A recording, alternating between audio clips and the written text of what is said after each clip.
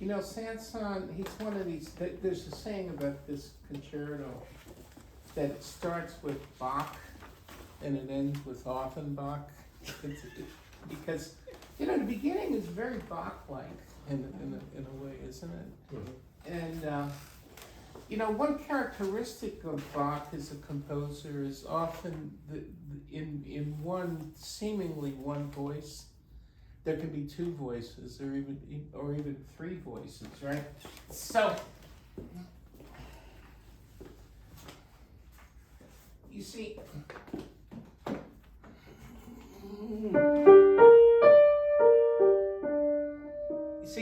you want to hear that top note sing over. You don't want to play both voices with the same sound, right? So keep that in, and even in here, see, I wouldn't play all four of those notes with the same touch. I would have an implied, and then what's the next? Let's see what. See, you want those upper two notes to ring a little bit above the sound, right? So let's try it from the beginning. Now, one thing about loud chords. I better play this Steinway.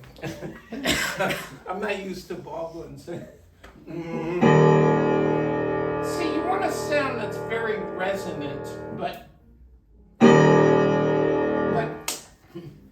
not harsh. Now, I notice when you approach chords like that, you snap the wrist up quite a bit, right? So it's like cracking a whip. But,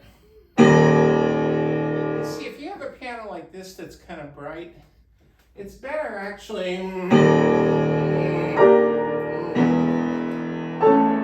Wrong pedal.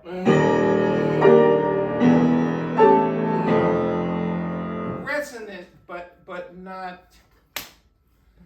And another way I would say it is maybe not so much key speed, but more. See, I like to go down, and then slowly come up after the note sounds. But if you have too much up in the initial sound of the note, then the sound on a bright piano will be kind of harsh. You see? So,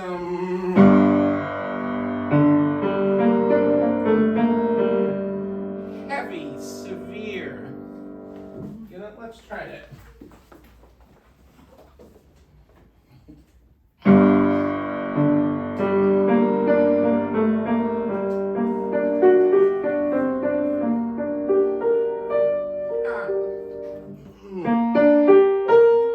Don't weaken to the, because especially, you see, you want that D to sing over, right? Another thing, I like rhythmical freedom in this music, but not every three notes. So, dee da da yum, dee da da yum, dee dee da dum. That's too many rubatos. Be a little more straightforward. See, the first place where I'd like to take a big rubato is here, so that I can differentiate those two voices. So let's try it again.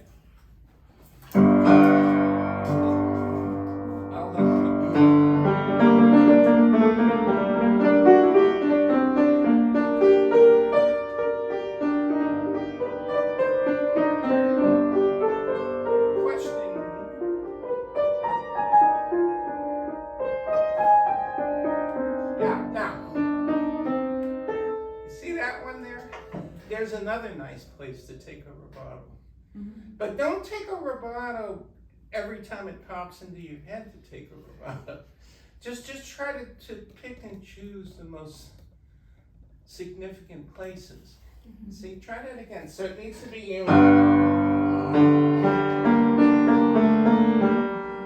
heavy, severe, dark, imposing, right?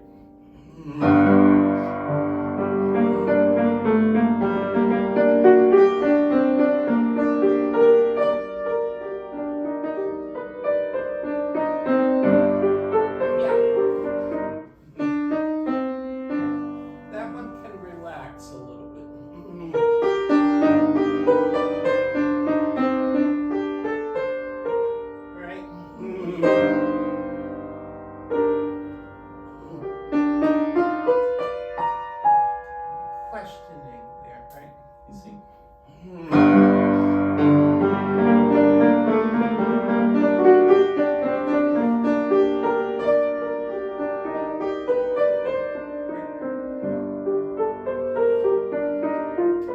Yeah, now, I told you to relax here, right? But not too much. Ba da da da dee da da da dum, but not ba da da dum and then be da da da. That's too much. Don't listen to me so much. Okay, try it again.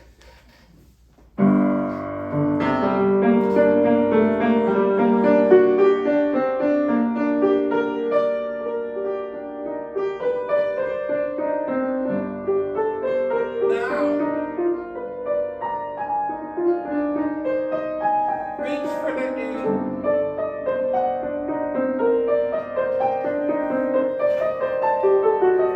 Yeah. And there's a dialogue between the two voices, right? Back and forth.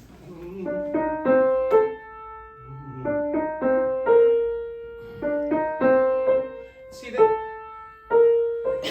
Reach for those notes in the left hand, right? Yeah.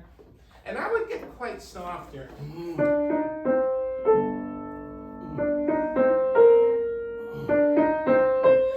See, not all the notes are equal in volume. If you go ba da da dee, da da da yum, dee dee da dee. You know, I mean, the last two notes are more expressive than the first two notes, right? You see? You have to reach for those high notes. So let's take it from there. I even take a little time getting to that tonight.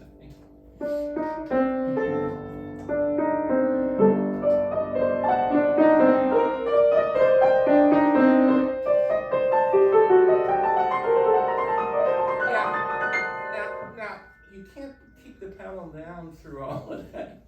You got to kind of flutter it a little bit because too much sound accumulates.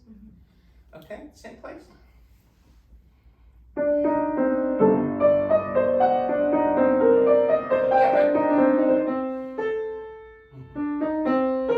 Emphasize that note a little bit, right?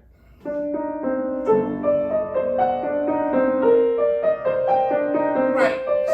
See, nor would I play the right hand quite as loud as the left hand there. See again, if you're trying to differentiate voices, as you have to do in Bach a lot, you can't play them on the same tonal plane. See this? I play that one a little more gently. You see? Try that again.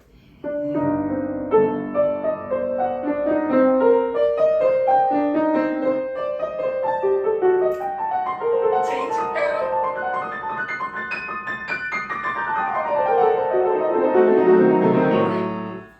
Here's a nice place to take a rubato. It goes from a scale to a zigzag. It gives a little symmetry to it too.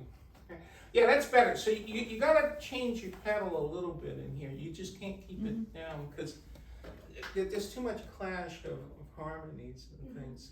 Right? All right, let's take it from the scale.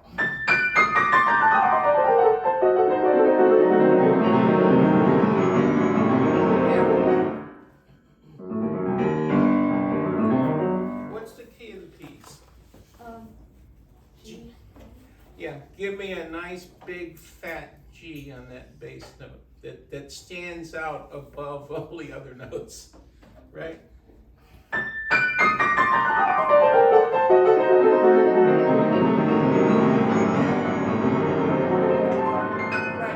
and when you bring out that G, don't play the right hand at that moment quite so loud. Yeah, right?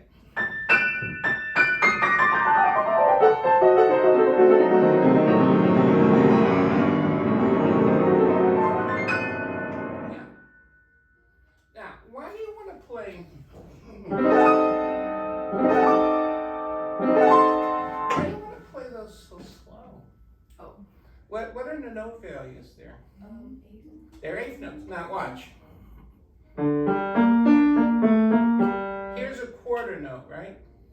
So what would an eighth note be?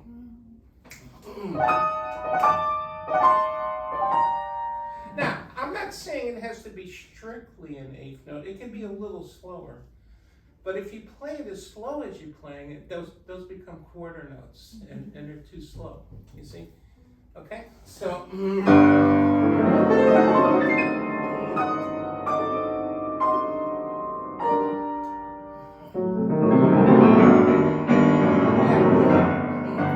can really bang that bass note.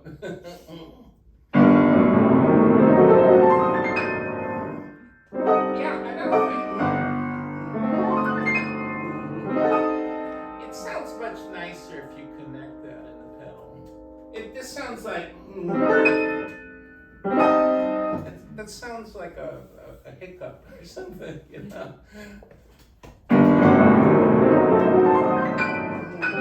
No, keep your pedal. Connect.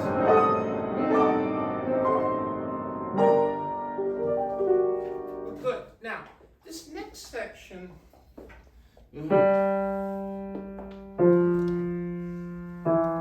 Should sound uncertain, searching for something, milky in texture, not assertive like the beginning of the piece. Okay. Well, bring that out a little bit and spend time on that note.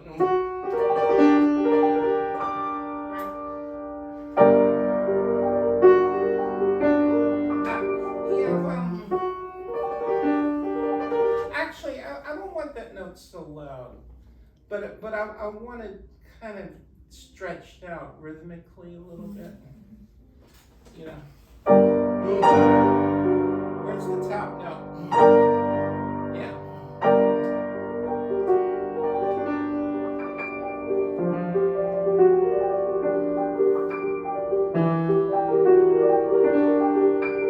Yeah. Let's try not emphasizing that note,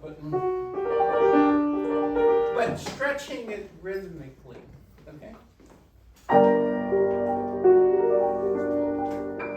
Well, play your right hand a little further. Yeah.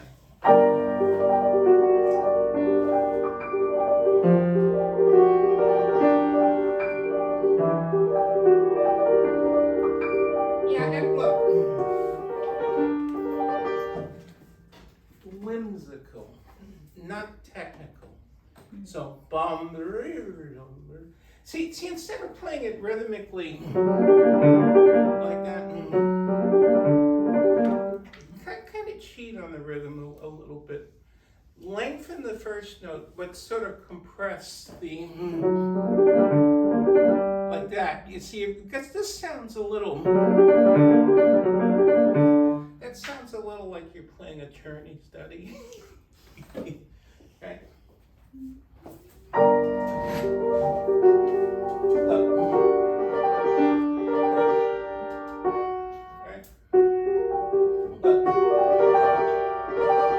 It's kind of a swish, you know? Yeah, except spend more time on the left-hand note.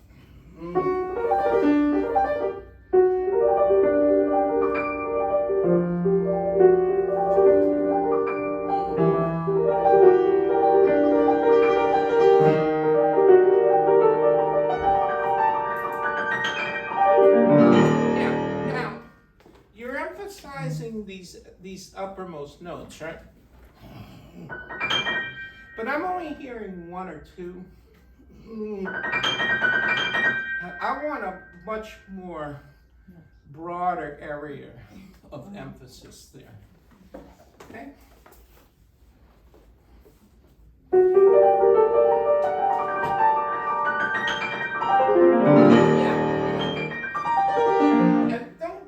Arpeggio too fast.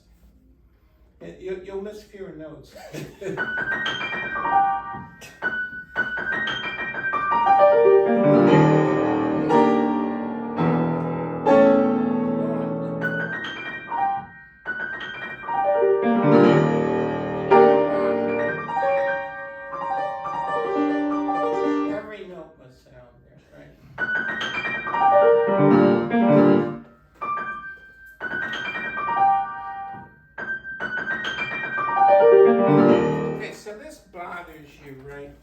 getting to.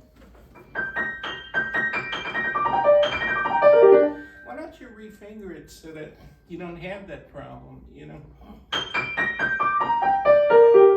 Right? You can figure it out. By the way, this is the other thing. Later in the piece, see, Matthew is correct in pushing you.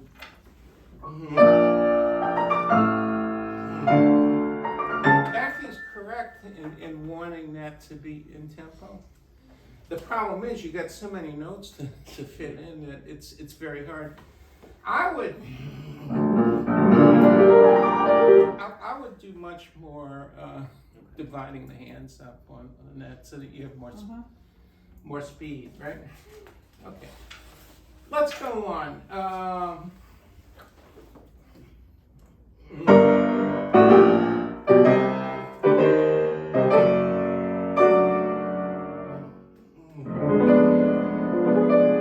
I need more sound there, and then it relaxes, right?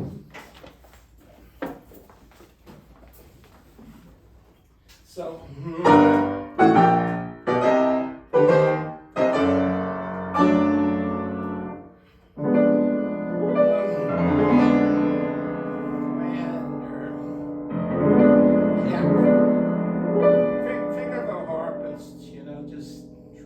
Drawing the sound out. And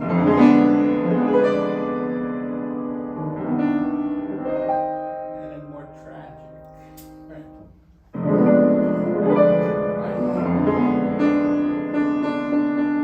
little more top. Yeah.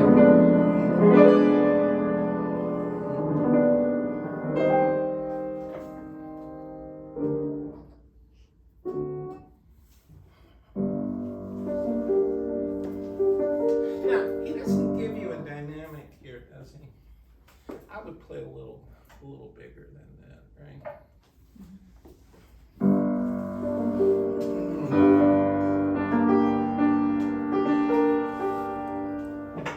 It has to sound tragic, you know, right?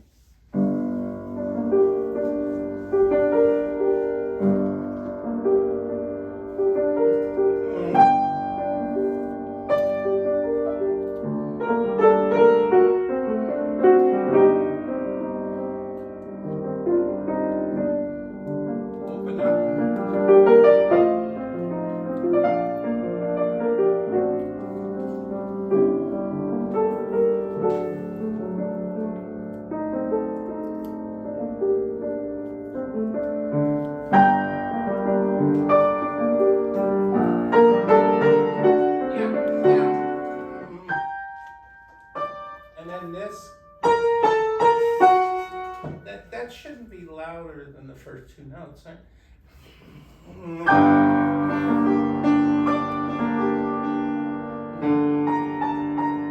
It falls from that, right?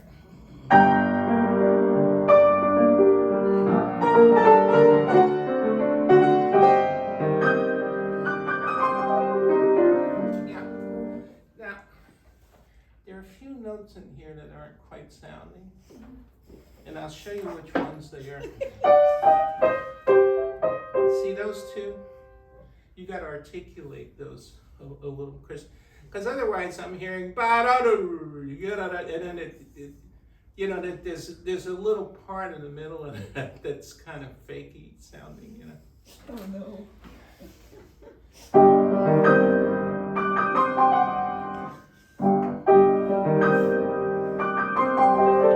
You know the problem is your fingering.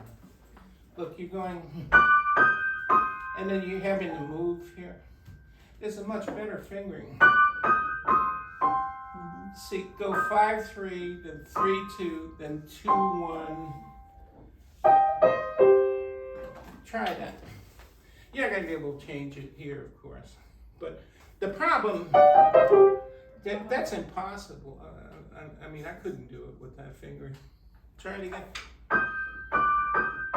No, 3-2 on the second note. Then you cross, you see?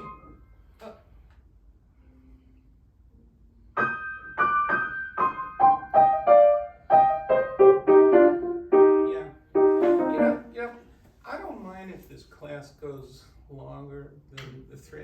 I'd like to spend a little more time if possible. Okay. The other thing is, teaching's hard work, you know? Could it be a little cooler? Sure.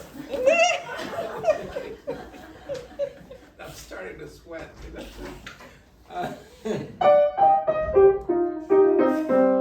Yeah, so it's 5, 3, 3, 2, 2, 1, and then you cross. It is hot. Now, I'll tell you another thing too. You're trying to play this stuff legato.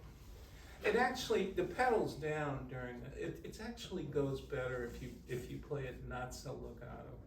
Mm-hmm. Almost staccato. You know, because otherwise the notes don't enunciate very well. Right.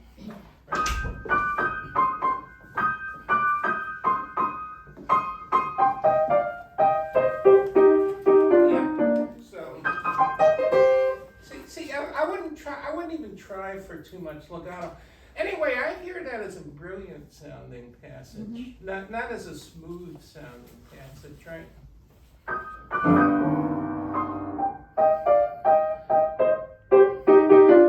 Right. Anyway, that's got to be better. I mean, every note's got to be there, and every note has to sound clearly. Okay. So you'll work on that. Now, I like your fingering here. Why don't you do the same fingering here?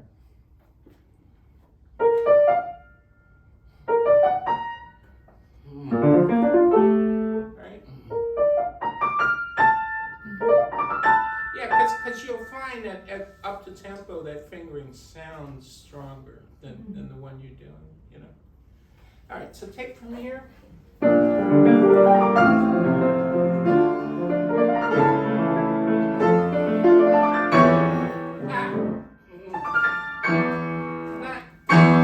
Not so bad, huh? Yeah. Another thing, that happens 3 times, right? Don't play at the same volume 3 times. The first one may be more mezzo-ish, and then gain energy each. I mean, you're doing it a little bit, but I'd like more of that. And actually, I think what I'm really asking is make the first one a little less strong, you know? Well, but stronger than that. More.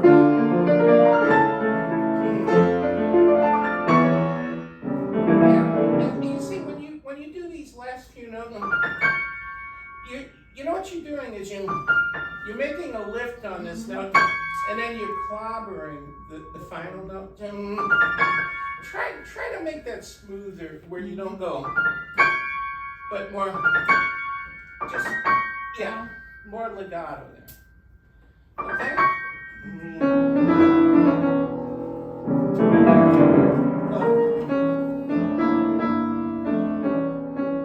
Precise voicing there.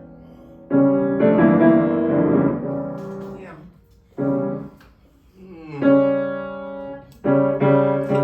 Can you take away those 2 notes a little bit?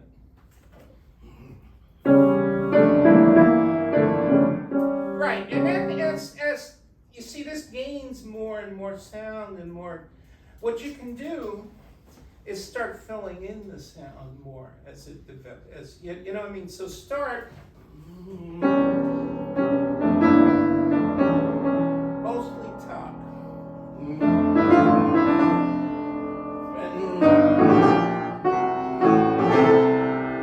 See, so then not only do you get a little louder as it develops, but you start playing with a more full kind of sound, you know? Okay?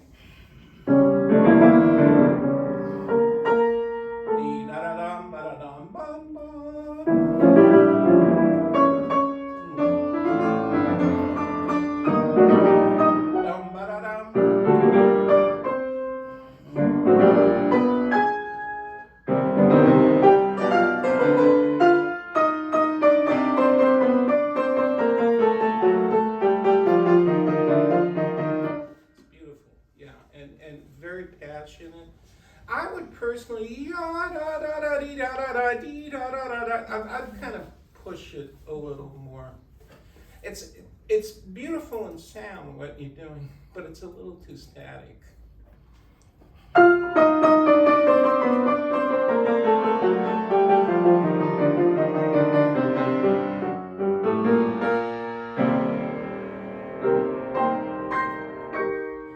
why do you do a decrescendo there? The decrescendo's on the next one. Yeah? Yeah, and,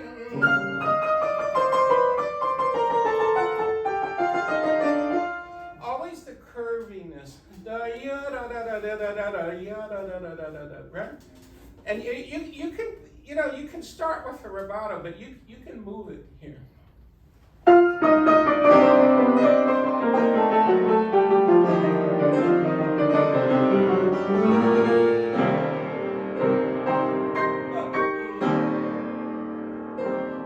Little decrescendo to the second note. And then make a crescendo to the top. But the second note falls in sound a little from the first note.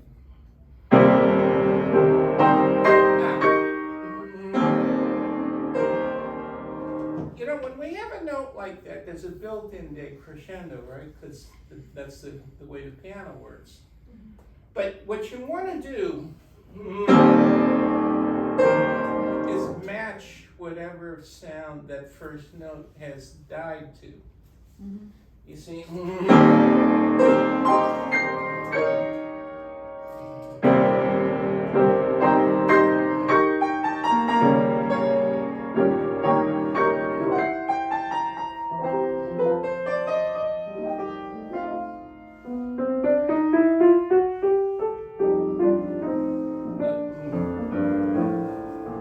How about a little bass there?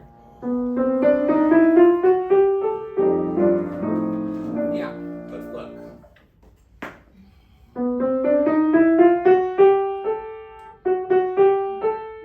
Don't weaken that. Don't go.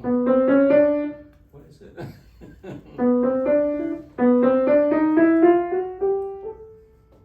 No. And then the bass answers. Right? You see? Try that.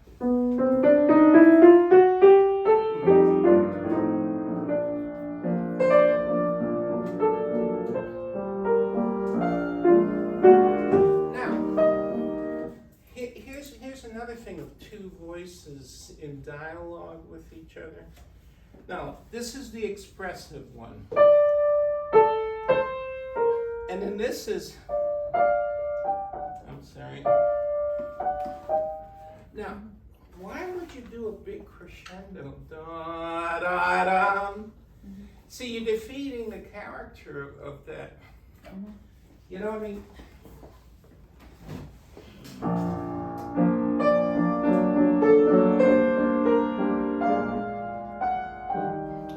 I would be gentle on that,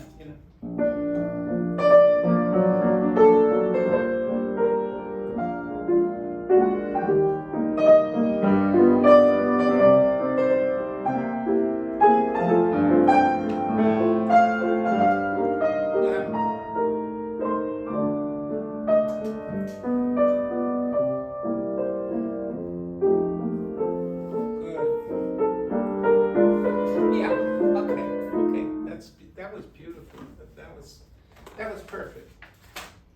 Now,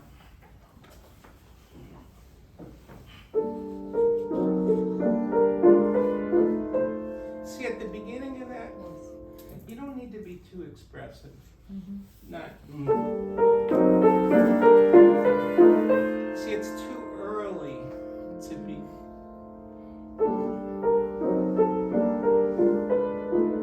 It's like murmuring here, kind of. Mm-hmm. Pensive, and then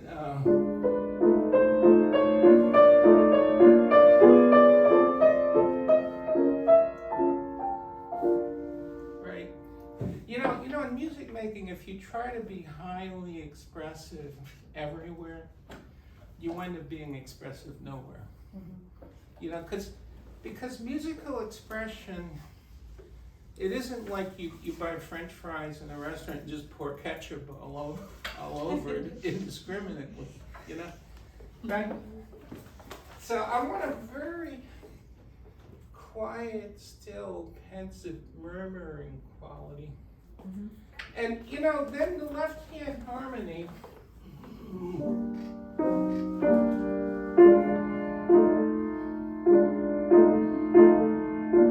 coaxes it along a little bit, right? You see?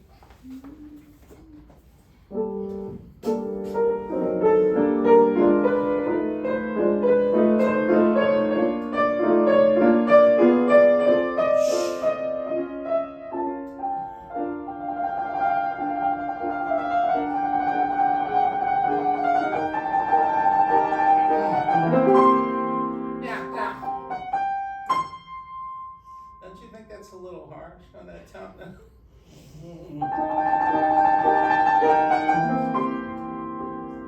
Right.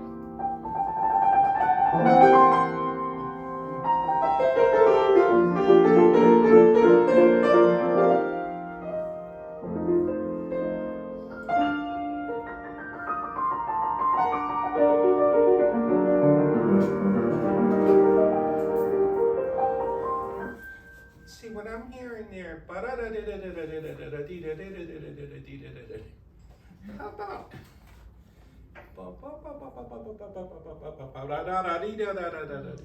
How about doing that little crescendo there? You see?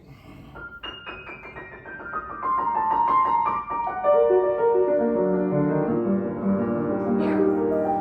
And what does the composer ask for there? Tranquilo, right?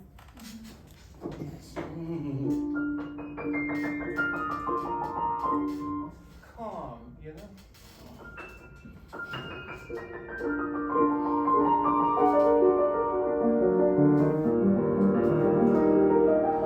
Yeah, so to see the crescendo we're asking for, it's a calm crescendo, you know what I mean? It's not da da da da da da da da, it's not an agitated, yeah? Yeah, by the way, moving forward a little bit.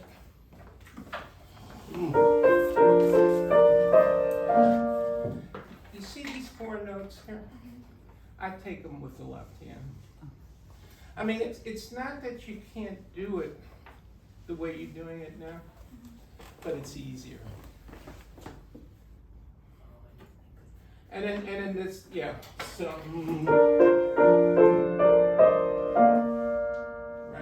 And then you're stuck after that. There's no cheats. But okay. So let's hear in here.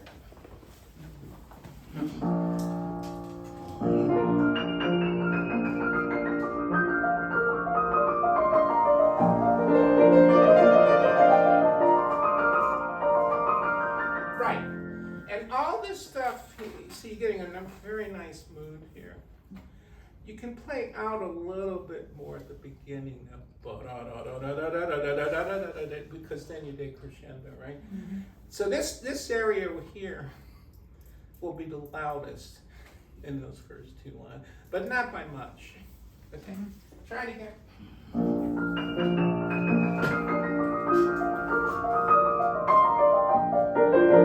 Look, yeah, but not in a bumpy kind of. See, the other thing, before that, take a slight rubato here on these 2 notes. That kind of sets this up.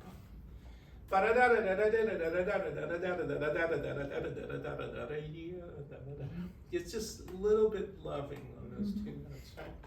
Try it again.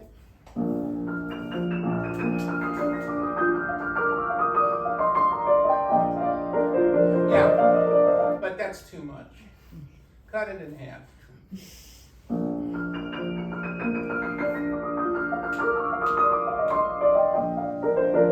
Yeah. See, what you're doing, you're taking too much time for the jump. In other words, the little freedom I'm asking for is spread over a broader area of notes, but it's not all of a sudden on one note. You see?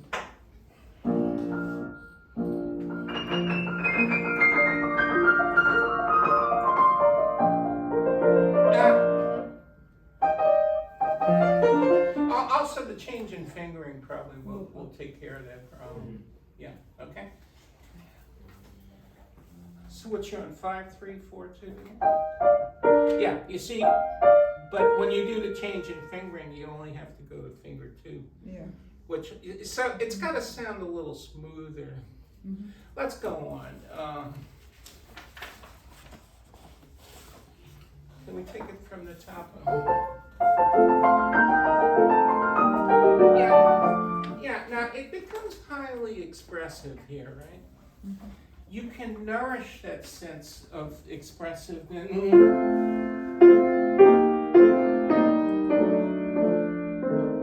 Let the left hand join in more.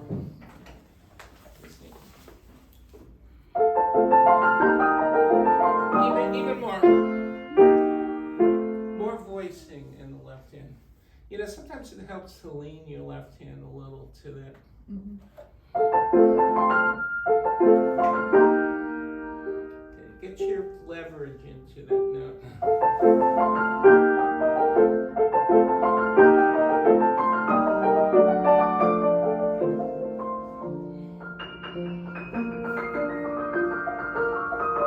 Uncertain. Stronger.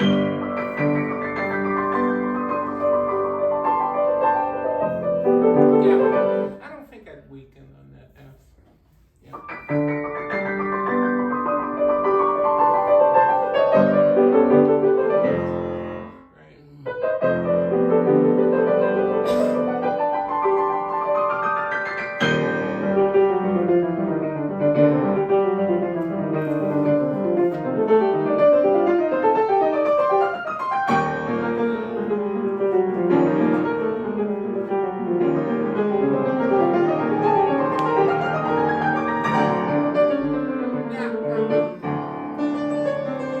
Keep your pedal down.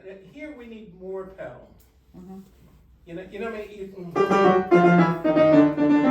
like that, right? And then see, I want a lot of that bass still supporting the top notes there.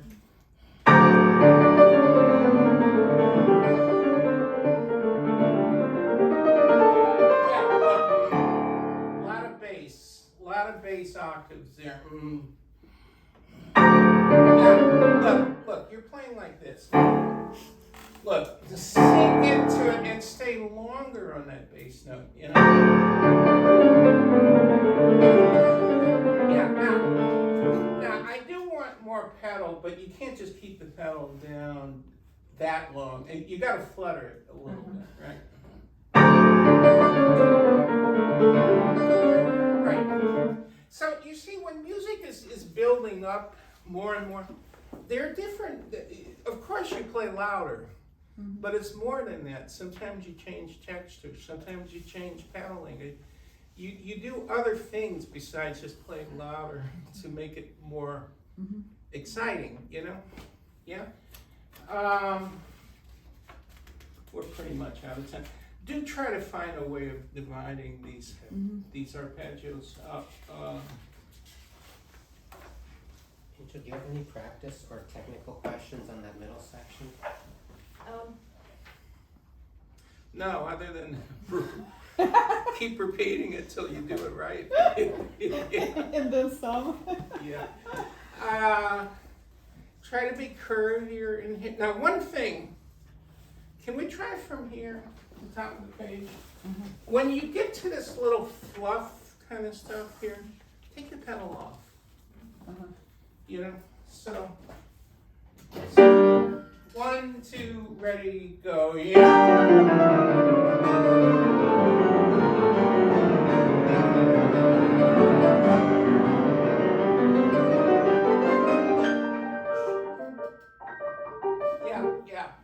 Yeah, Yeah, you know, I mean, I thought that was over-pedaled, the first time you went through it today.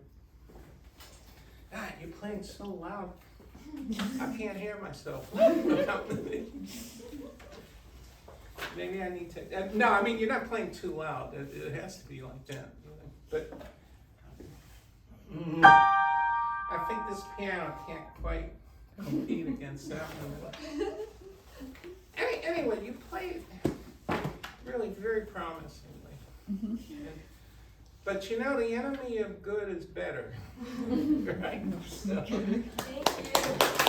you.